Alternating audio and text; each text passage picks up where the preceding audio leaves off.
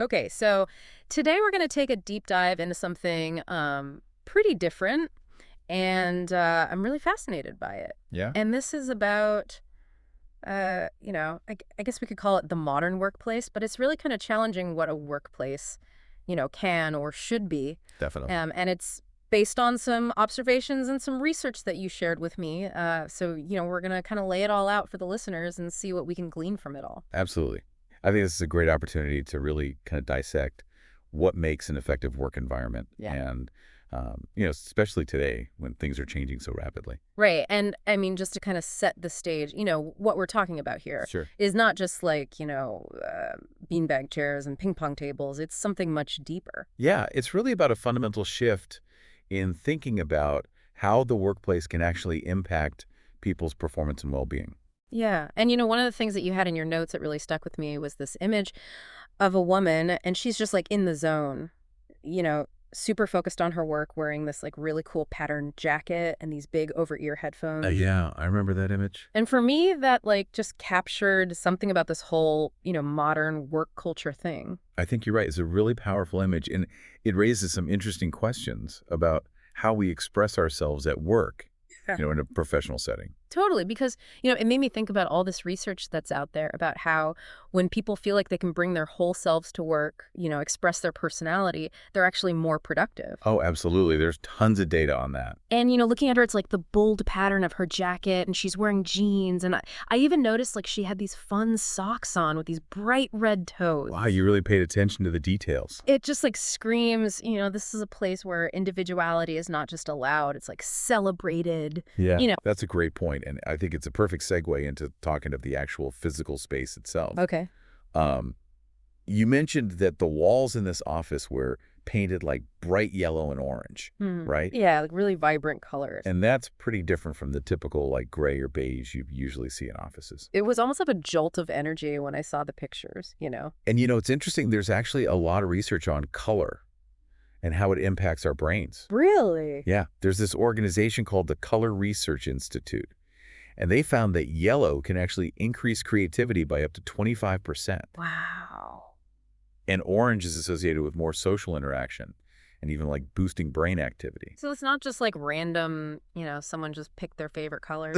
No, it seems like they really put some thought into it. It's almost like they're designing the environment to like stimulate certain, thought processes and behaviors. Exactly. And if you think back to that image of the woman with her headphones, Hmm.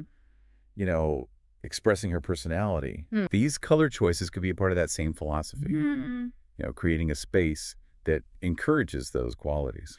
That's so cool. And it wasn't just the colors, right? You mentioned there was some other like kind of quirky things in the office too. Oh, yeah, like what? Like I remember seeing Valentine's hearts and mini disco balls like hanging from the ceiling. Oh, yeah, that's right. Like at first I thought that was just like, fun and playful. Right. But now thinking about the color research, it's like it all ties together. Yeah, it's like they're really trying to create a specific kind of atmosphere.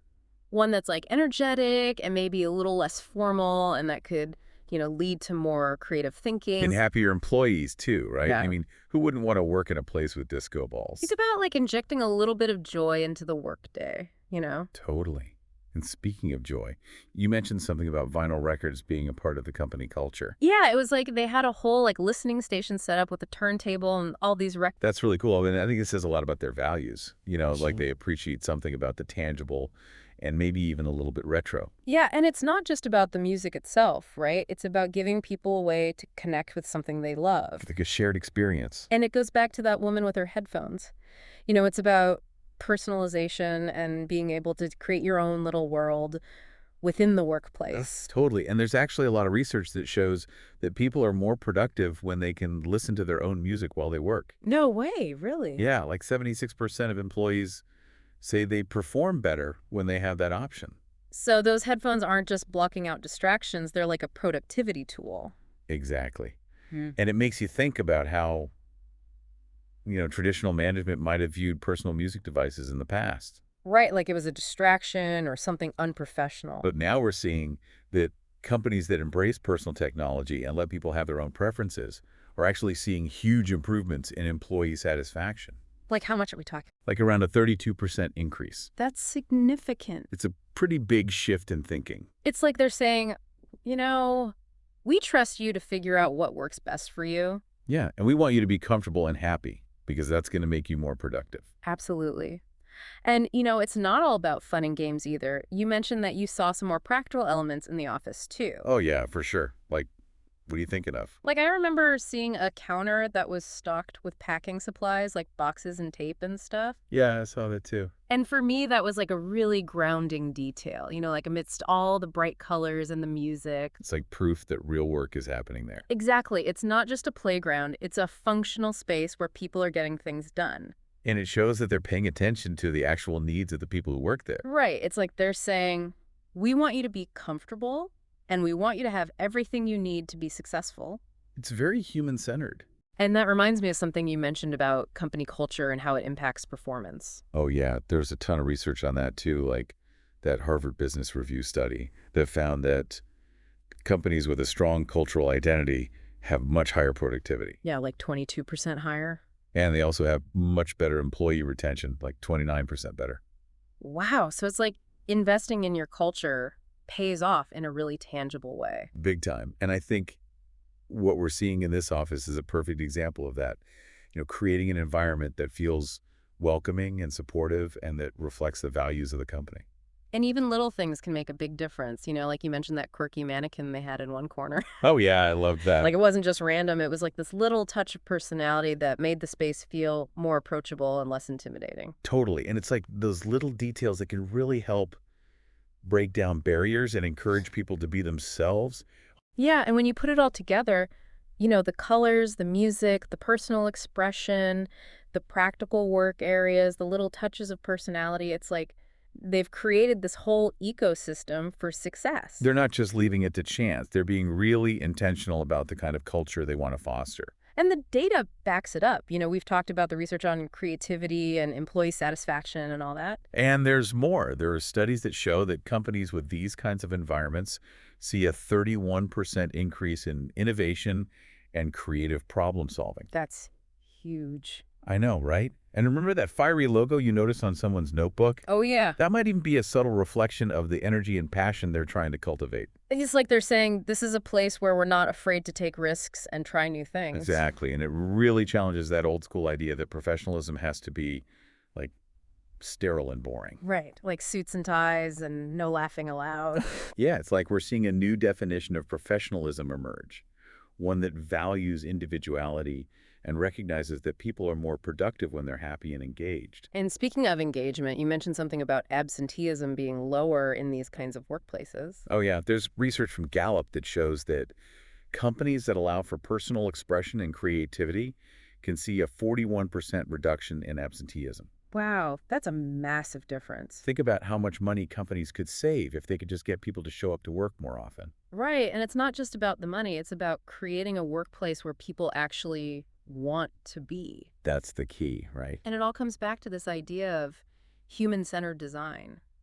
Totally. It's about understanding what makes people tick, what motivates them, what makes them feel good, and then designing the environment around those things. And I think that's going to become even more important in the future, as more and more millennials and Gen Z enter the workforce. Oh, absolutely. They're the ones who are really driving this shift. They're not willing to settle for a job that just pays the bills. They want more than that. They want purpose and meaning and a company culture that aligns with their values. And the companies that are paying attention to that are seeing some amazing results. Like, what are we talking about? We're talking about 56% better employee engagement and 38% higher customer satisfaction. Those are some serious numbers. It's a competitive advantage right there. It's like the companies that get it are going to thrive and the ones that don't are going to be left behind. I think you're right. And, when we look at all the research and everything we've talked about today, the key takeaway is that even small changes in the work environment can have a huge impact on people and performance. It's like a ripple effect. And it's not just about making people happy. It's about creating a more productive and innovative workforce. And I think that's a really important message for anyone who's listening, whether you're a CEO or a manager or just someone who's thinking about their own career.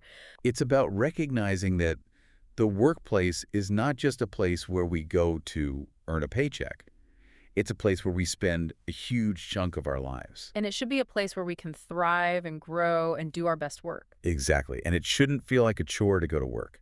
It should feel like a place where you're excited to be. And that's what I think is so inspiring about this whole deep dive. Me too.